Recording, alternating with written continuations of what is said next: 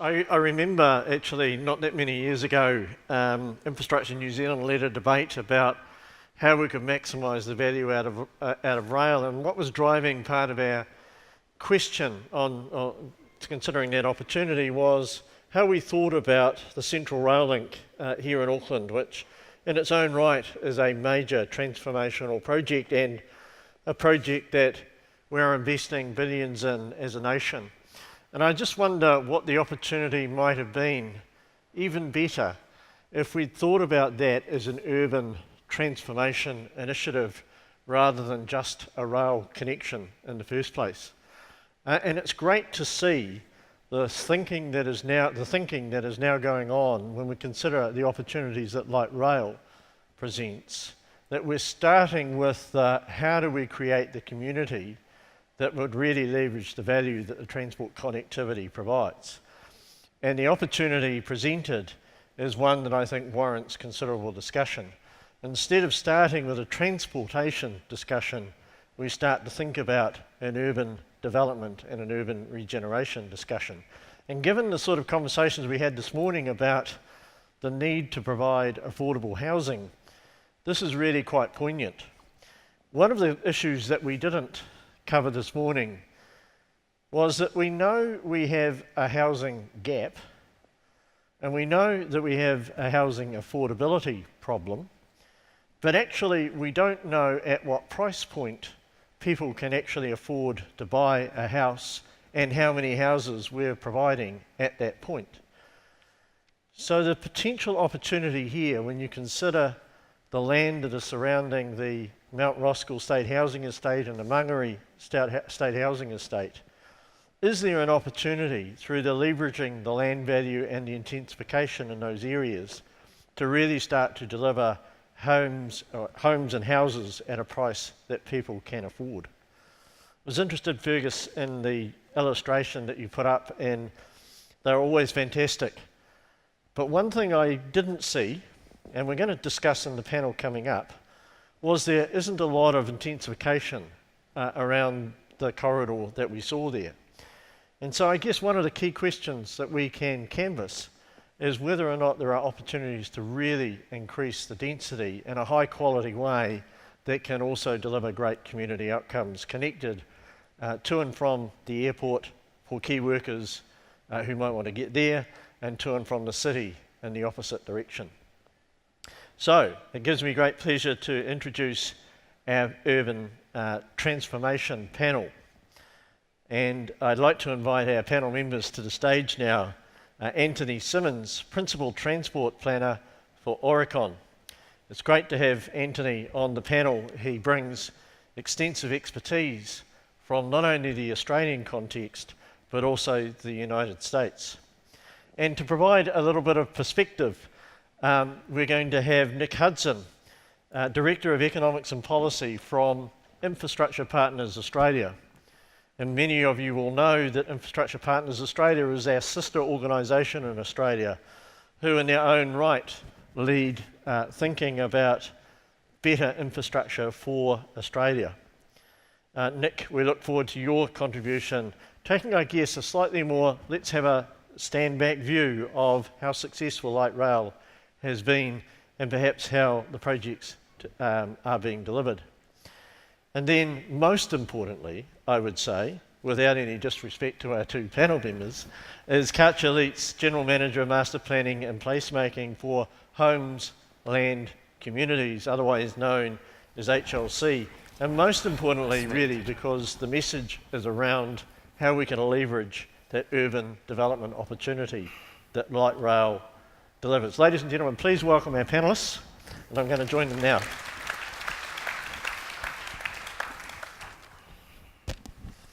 I might pull this around a little bit.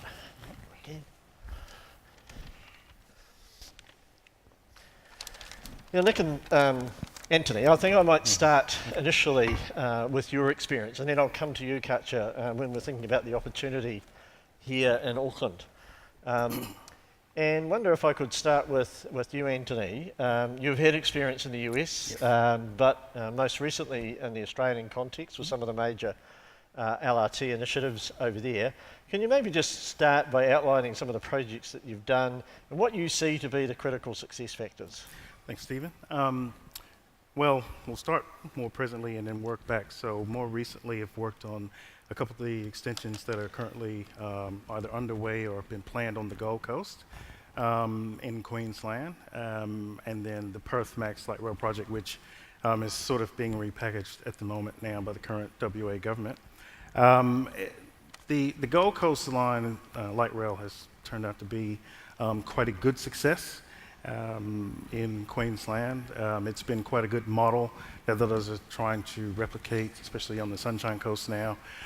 And the Gold Coast has had a good deal of success because of its connections with the rest of the network, but also because the council has been very active in pushing the land use component next to all the stations, walkability. They recently uncapped the height limits on towers in certain parts of the city, particularly around the light rail corridor. So those were some of the key elements for its success as it sits. In the US, I worked on several lines in Houston, and which is quite similar to Auckland in the sense that it's very, very car dependent. But when the first line there opened, it was the top performing line per mile in the United States. And then we also had 3 lines that effectively opened at the same time in 2014. So those have all been successful because of partnerships, because of understanding the implications, and because of people, really. Nick, you've seen the success of Gold Coast Light Rail. Yep. And Newcastle, Canberra's underway now. Sydney's not going quite so well. Maybe if you could throw some light on, why the great success, I guess, in Gold Coast versus where we've got to in Sydney. Yep. And yeah. So I think first it's worth pointing out that in Australia over the last few years we've seen a lot of really good progress in the way that we think long-term and plan our infrastructure. The advent of the I-bodies and transport agencies publishing these sort of very forward-thinking, very strategic plans is actually coming through now through to good projects on the ground with projects like Gold Coast Light Rail, also in Canberra and Newcastle. But I guess there's been learnings from Sydney Light Rail. It's a very challenging project. It's before the courts now, so I can't get into too much detail about it. But I think what that project has shown in terms of risk is that the risk can't always be well defined, well assessed, well priced, well managed, or absorbed by the private sector. So I think we need to move to a more collaborative model where those risks are shared when they cannot be so well defined. I think in Gold Coast there were issues at the start, similar to Sydney as well, but they weren't as an extensive challenge, I think, to what they had in Sydney. Thanks. I mean, you've got any comment on that, Anthony? I mean, you've seen them both. Yes. Yeah. So sort of the issues were around just some of the technical details, but it was just sort of a nature of the project at the time, just information that was available. But they, sort of, again, I guess partnerships and working together for common goals. I think, for myself, that's been an overarching theme, is common goals and partnership with people at different levels, and that's how they were able to push through. Okay. Now, Katja, I'm going to come to you in a moment just around the development opportunity, obviously, that light rail presents, but maybe if we could have some observations from Nick and Anthony on that wider kind of urban regen. I mean, have we actually seen significant growth and density along the corridors? I guess that's kind of question number one, and related to that, how's the value creation, value capture story gone? So in Melbourne, it's the world's largest and oldest network. I think it's underpinned, it's the backbone of that city. In some of the ones in Canberra, it's still quite early days, it's still under construction. One of the key objectives though is densification along that northbound road corridor. I think there is interest there. There's also a regeneration from social housing stock. Newcastle, without a doubt, it'll be transformational. It's an old industrial city that has been revitalising, but by the brownfield redevelopment from heavy rail, which went right into the city, taking that out and putting a light rail in there. And we've started to see a lot of activity already. And that one probably best for you to talk about Gold Coast. Yeah, in the Gold Coast, I mentioned that the council has uncapped height limits and that sort of thing along all the light rail stations, especially in Surface Paradise and some of the more densely So populated when you areas. say uncapped, it can go basically as high as... It's as high presumably as economic. yeah, as high as the federal airline regulators will allow, effectively. That's pretty high. And look, the market has responded. There's been several proposals in the Gold Coast for towers well over 100 stories, 104, a couple of twin 108 story buildings. And I think the big thing with the council is very much on that interface at the ground level as well. So you're getting the densification and plenty of people that can fit into a certain footprint, but at the same time, that relation to the street is also there. Yeah. And that's a very key aspect. Some of the challenged ways that I've seen it be done in some American contexts is these towers and these very, what we want as far as density and more people in smaller areas. They've done that, but it's been sort of car parks right at stations, Right. so it's not quite the ideal outcome. But the Gold Coast has managed to pull that off quite well. On value capture, though, second part of your question, in Australia, we've had these debates sort of for a long time now how you use value capture. There's sort of different ends of the spectrum. You've got very optimistic, where you can fund the whole project. To the other end, where it's just another land tax. It's administratively expensive. Don't worry. The reality could be somewhere in the middle, but by and large in Australia, historically and looking forward, a vast majority of our infrastructure will come through taxpayer dollars or user charges or other beneficiary charges, not through value capture. I don't think it's really a really proven model yet. It is occurring on things like City Metro, and there are some value capture mechanisms with Gold Coast, some proposed as well for Parramatta. But I don't think it's a proven model yet. There was a report released by Infrastructure Australia recently that said if you do want to look at value capture seriously, you need to reform the way that we tax land, move to a more broad-based tax system, and that's really politically challenging to do in Australia.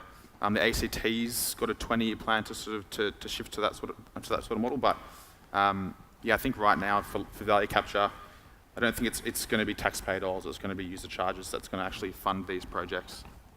Your view too as well, Anthony? In the scope of value capture, so in the Gold Coast, as it's been mentioned a few times, so the Gold Coast, I was formerly an officer in their transport section at Gold Coast Council, and they have a transport levy that's effectively a flat charge on every property across the council. Right, so John earlier in his presentation talked Exactly, about a sort of a curve, so Yes. the further out you pay Yes. less, but the closer you are, you pay more because you're getting more amenity. I think But ideally, they didn't do that. They don't do that, that's Yeah. right. And I think that they've found some issues with that. People who live Not fair. quite far away, they're wondering why are they paying this. But it's one that they used, I think, as a basis to then float a bit of debt to then provide their funding contribution to the project. So they, as a council, contributed part of the funding for stage 1 as well as for stage 2, and they are very, very keen on providing funding for stage 3 as well. Okay. And on that too, so there was also, I think one of the challenges of value capture too is that it's really hard to forecast or estimate the impact the infrastructure has on prices. On Gold Coast, I've seen various reports. One of them though, between 2007 and 2015, property prices fell about 4% in the Gold Coast. That was actually in line with the property price fall for for houses in that corridor. Mm-hmm. So they actually suffered, and they actually did suffer a higher price decrease. So there are some efficiency questions here when there isn't actually a value uplift at all, but yet they're still being charged a fee. Yeah. Great. Now that's a great segue because you've got an enormous, opportunity when you start to think about the development of the urban land development. In the case of HLC and working in partnership, obviously, with Housing New Zealand, with significant land ownership, I mean, that is a tremendous opportunity for value creation for the government and obviously a value capture opportunity. Is that how you're seeing it, Katja? Or? I think, one of the things that we're really interested in is how the opportunity that we have from the redevelopment of Housing New Zealand land combined with the light rail, combined with the enormous growth that Auckland is going through is the key opportunity I see is for the value to those communities in terms of well-being benefits, where we can change those suburbs in a way that actually increases the livability, because we all know that the property development opportunity only comes from people wanting to live there. So it doesn't sort of arrive on its own. So, and the point I would make is that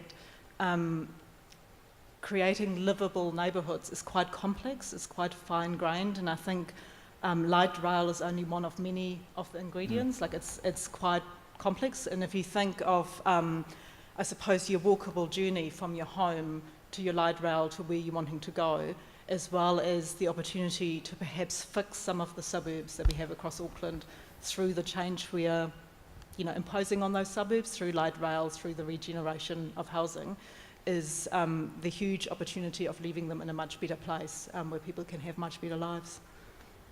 So how are you thinking about, I know it's very early days, but I guess Fergus laid down the challenge before that we're kind of starting with the story about transit-oriented development and how we might do that. How are you thinking about that? Is it being, I see one of the questions coming through, and I would encourage people to keep adding the questions, although I have to confess my old age is not helping me. Being able to read the screen from here is a bit challenging. But one of the top questions up there was, are we thinking about the value creation, value capture opportunity in the business case, and how we're kind of thinking about really making this an economic project as well as a social project?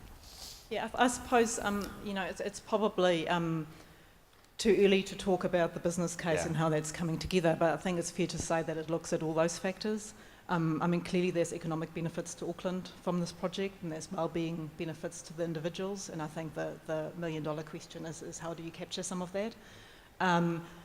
The point I would make is that I think it's also important, as well as talking about value capture, is to talk about what light rail as a catalyst might make feasible that otherwise wouldn't be feasible, that actually gives us the outcome that we want as a city.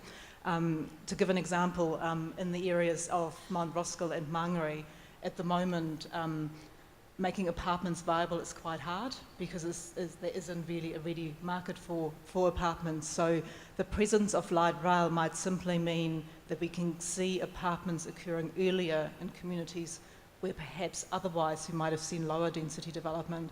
And the flow on from that is more bums on the seats for the light rail, which is great for the light rail.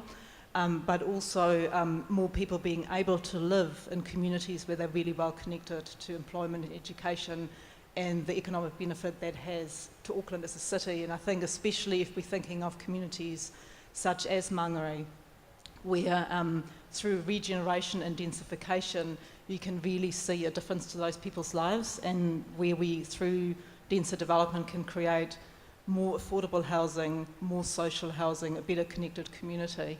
I suppose what I'm sort of voicing is I think we can get distracted by the value capture argument, and we can lose sight of why we're actually doing this. Yes, and it's not actually about driving dollars, although hopefully that's a dividend. But actually you want to create a great community, don't you? That's what it's about. Yeah. Indeed.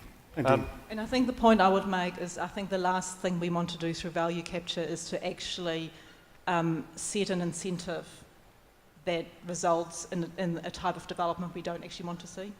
Yeah. So I think we need to be careful that we still get the outcome we want. So the government has a very strong focus on well-being and getting a triple bottom line outcome. If you were to describe what success looks like from your point of view, Katja, maybe walk me through what the community will look like. What sort of amenity will I see? And give me a feel for what it's going to be like in your ideal world. I appreciate this is early days, but you start with a vision, don't you?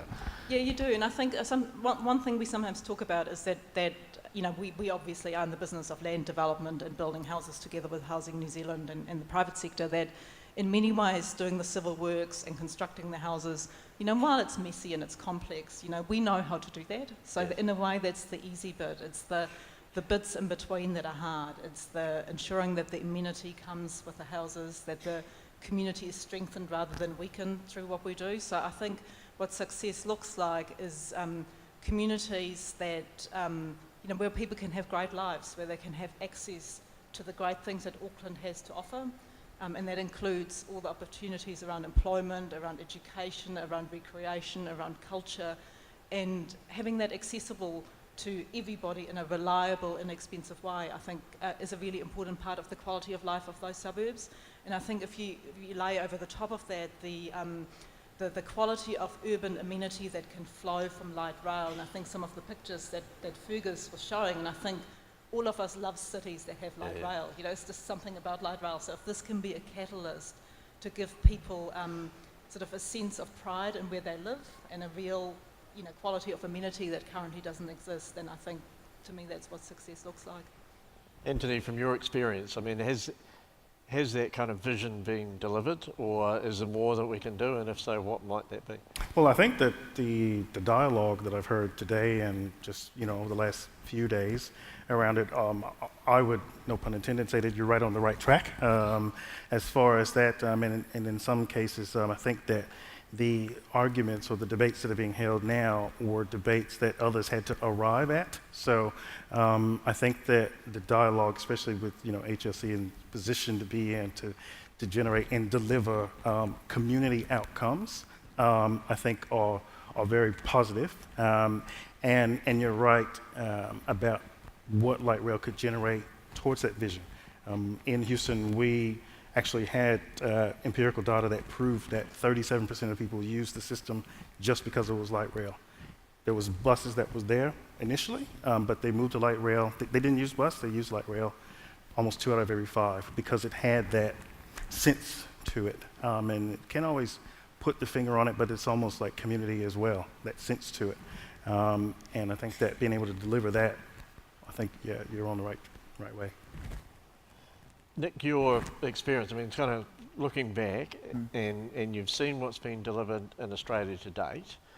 Has that delivered that vision of a, you know, transit-oriented development, great communities? Is it seen as success by the communities where it's been delivered? I think for the project we're saying to deliver now, I think it's still too early to tell. Yeah. I think there is a generally accepted perception that Gold Coast, which is the most we've progressed, is the most successful. There is light rail in Adelaide as well. That's also, I think, the perception there is quite successful too.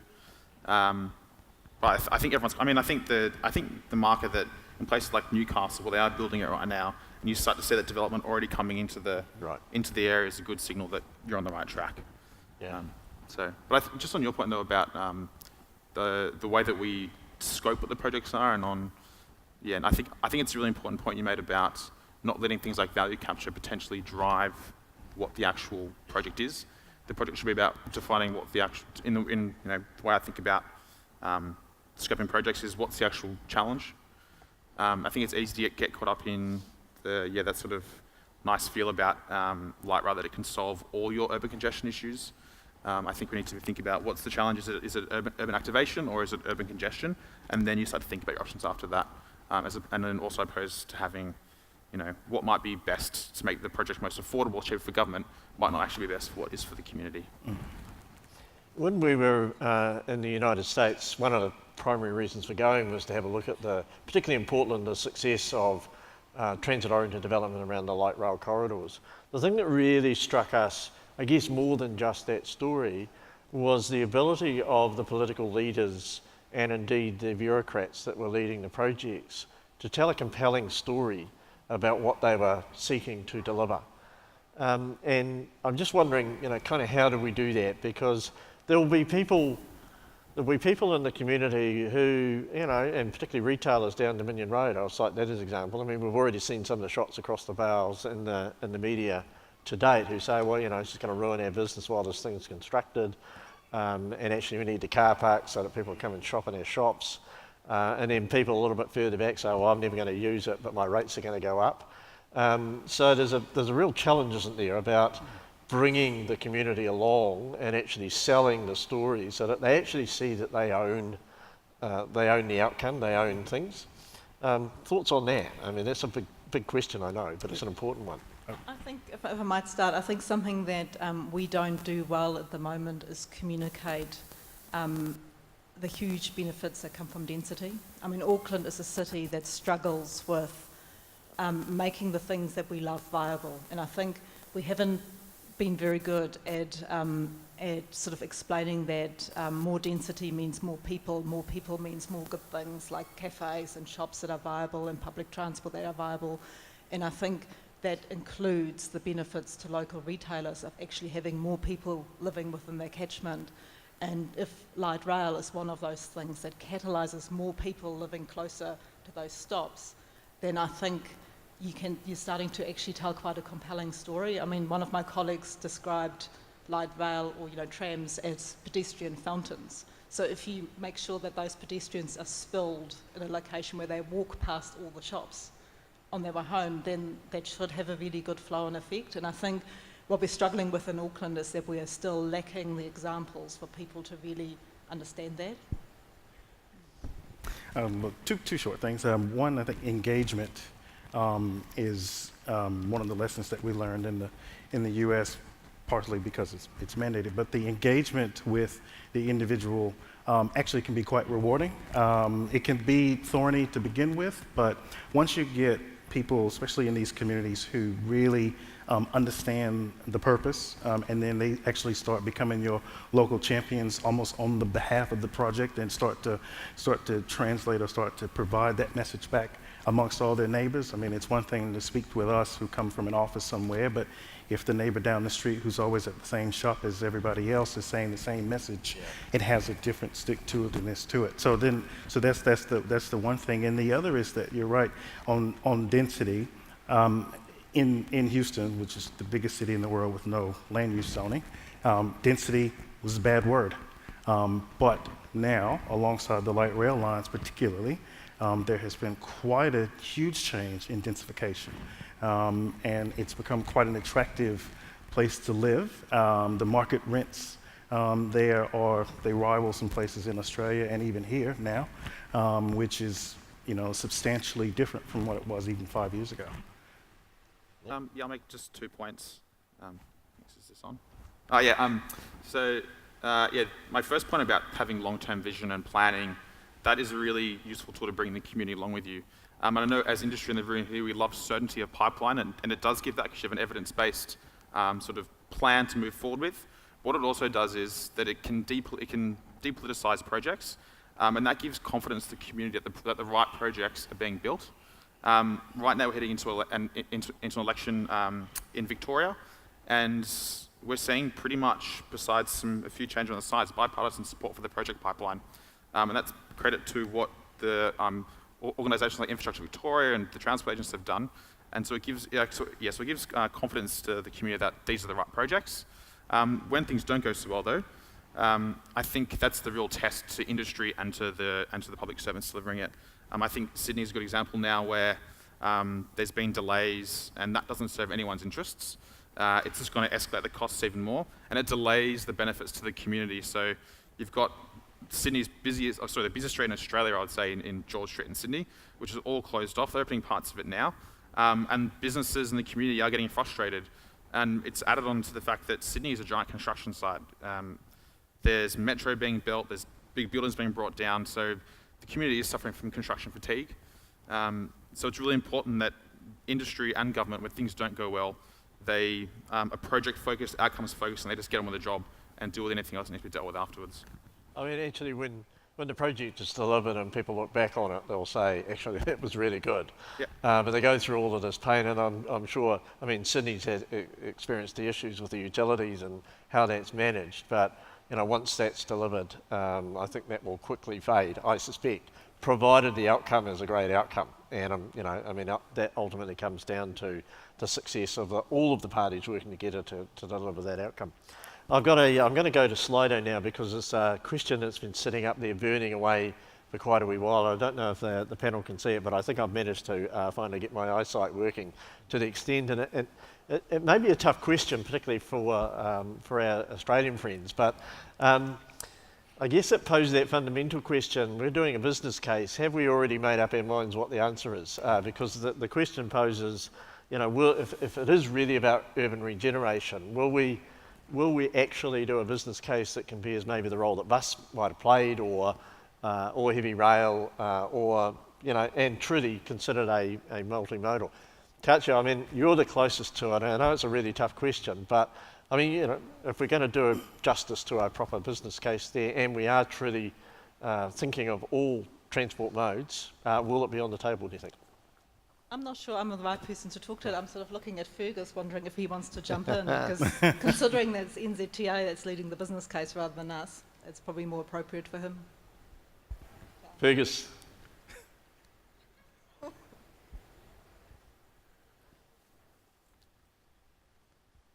We'll put you on the spot, Fergus, but I think it's and apologies for doing so, but I think it's an important question about the robustness of the business case. So look, the business case will look at what is the best mode for the corridor, but particularly in terms of creating the right outcomes.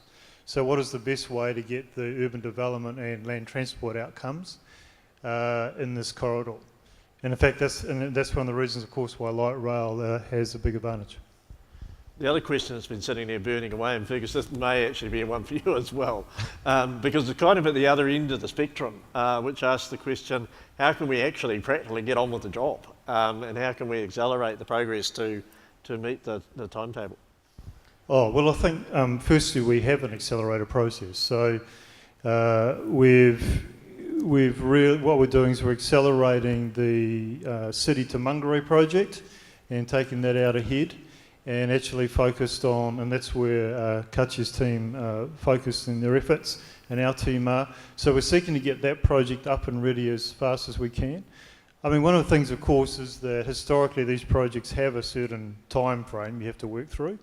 So we have to balance out making sure we actually do all the work and before we actually move to the next step. So look, what we're doing is we're going as fast as possible, asking the industry for what innovative ideas they have, but also making sure that we don't make the mistakes that have been made in other places.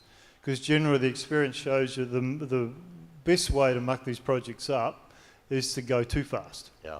We know that the Sydney example, despite the fact that people say they can't talk about it in court, is because that a whole lot of things weren't done before the contract was entered into. So we're not going to make that mistake. So we won't be getting ourselves in that position. But we are trying to move through as many things as we can in parallel. But also right now, for people that are in industry here, is we are really looking for, are there ways to actually accelerate? Thanks very much, and apologies for putting you on the stage there, Fergus, unexpectedly. But these are burning questions, obviously sitting in the audience. I can't cover them all because I've only got a minute 43 seconds counting down left. But I think Fergus touched on the procurement thing, and perhaps Nick, if I can just turn to you. I mean, private capital has been instrumental in delivering the projects to date through PPP models. Yep. Success? Yeah, I think Gold Coast is evidence of success. So they just, I should point out my slide a bit, they just finished stage 2, which connects the isolated line to the broader network. I think it was the first time in Australia where they've had an extension operating PPP, and it was a very complicated structure there to deal with there during that operating environment, and they did it successfily before time for the Commonwealth Games and also under budget. So I think it's like a pretty good outcome. A really good outcome. Yeah. And is that, in your experience, Anthony, is that the way to bring capability to the table? I think it is. It's just a matter of especially if you've got it already in place in the case of what the Gold Coast had, and then the networks that have been established or ability to readily reach capabilities and then to deliver under tight time frames. It can't be overstated what they were working with as far as a tight time frame, but they managed to deliver well. Actually, they delivered early. They delivered earlier than they were supposed to, that one. And I mean, just turn that question around the other way. I mean, the utilities, the issues around risks and managing those sorts of things, other forms of contracting arguably help walk through some of those risks. So should those be considered seriously in the Auckland context as well? I would say that they should, for a couple of reasons. One, because of your social license being affected by it, but the other because of just the timing. If it's not necessarily coordinated well enough, there could be other risks with timing and other things contractually. So I think that those definitely need to be boxes ticked. Yeah. I think consider all options. But I think you know, the benefit of New Zealand is that you've got 8 test beds in Australia, and you can take and learn from what's worked there. So I think take what we've done in Australia with some of the projects that haven't gone so well, and sort of look at how you can, as I said earlier, what are the risks you can't define, and actually work collaboratively to actually, I think, share those risks more appropriately, because the private sector can't hold all of them. So I think PPPs are still a live option, but you might have to tweak some of the edges or something, or the upfront. Katja, any last thoughts, last word? You know, what would you like to see? Well, I'm just glancing at the okay. kind of live voting, so I might just make some comments in relation to that if I could. So really interested by people's views that there seems to be a perception that light rail might have a negative impact on affordability. I'm slightly puzzled by that, and I think I might come back to my earlier comments around the benefits of density, because what in the absence of loads of funding to make housing more affordable, the best thing we can do is build smaller homes. And the only way we can do that efficiently is if we're building at higher density. And if light rail can be part of making denser developments viable, then it will automatically drive affordability. So in addition to, I suppose, what we're doing in our projects in Mangere and Mount Roskill, where we're building around 20,000 new homes, and roughly about a third of them will be at more affordable price points, that is largely done through building smaller homes. And the most successful that we'll be at that is if we can get the densities up. So in my view, the light rail catalysing density will drive affordability in these suburban areas. It is interesting looking at the poll as it's coming up. I see we've had 77. I'd love to see quite a few more people giving their response, because I guess we start, if that's the kind of prevailing view, then we have quite a considerable storytelling exercise to do, don't we? There's some pretty, although I'd have to say you've managed to swing it back 2% already, Katja, so well done. I mean, the other point I would make, just to leading on from that, is that I think when we're talking about affordable housing, we need to look at more than just the cost of the house. So it's the cost of living in that location. So, and I think the real benefit comes in is if you can get to the point where, as a family, you run one car less. So you then have, you know, less to spend on the car, but you also don't have to buy the car park, which is a huge expense. So it costs about 20 grand to provide a car park. So if you don't have to do that, I think we're really seeing some change. Thoughts? There is another poll that's going to come up shortly, because there's two really key questions. Light rail has been sold by some of our politicians as being an answer to congestion. Be interested in your views. And you can see them coming up there now pretty quickly. That's actually quite a different story, isn't it, to the affordability question? And I suppose if you start with a section that already costs you a lot of money, it's pretty hard to deliver affordability. So you know, your density is really the only way to kind of break through that challenge, isn't it? Yeah. Well, ladies and gentlemen, that's the end of our time. In fact, slightly, I've got a reputation for running over, and we're 4 minutes over, but I think it's been a fantastic discussion and learnings from both Australia, but also the opportunity presented now in Auckland. And I think the big challenge for us all, if we're going to make a success of this, is to be clear about our vision, tell a compelling story, and actually really demonstrate the benefits to bring Aucklanders along the journey with us. And we've got some challenges there according to the poll, so let's see if we can turn that around. Ladies and gentlemen, please thank our panel, Katja, Nick and Anthony. Thank you.